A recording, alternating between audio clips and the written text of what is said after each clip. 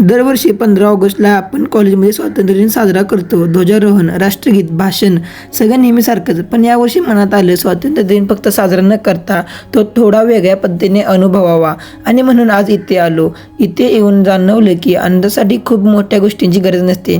कोणाच्या हाताने बनवलेली एक छोटीशी वस्तू, चेहऱ्यावरचं एक निरागस हास्य, नवा गणवेश मिळाल्यावर डोळ्यात दिसणारा आनंद आणि आपल्याशी मनापासून बोलण्यासाठी मिळालेला थोडासा वेळ, बस एवढंच पुरेसं असतं. इथे लहान मुलांपासून ते वयस्करापर्यंत प्रत्येकजण आपापल्या परीने काहीतरी बनवत होता, काहीतरी शिकत होता आणि सगळ्यात महत्त्वाचं म्हणजे मनापासून जगत होता.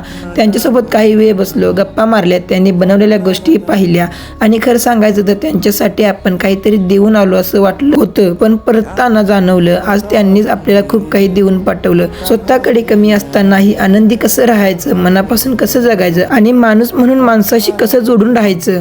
कदाचित स्वातंत्र्य म्हणजे फक्त बंधनातून मुक्त होणे नाही, तर प्रत्येकाला त्याच्या पद्धतीने आनंदाने जगता येणंही आहे. या 15 ऑगस्टला मला एक वेगळाच भारत दिसला. निष्पाप चेहऱ्यांमध्ये, छोट्या छोट्या स्वप्नांमध्ये आणि मनापासून दिलेल्या त्या हास्यामध्ये. म्हणूनच हा स्वातंत्र्य दिन माझ्यासाठी फक्त एक दिवस नाही तर एक आठवण म्हणून राहिला.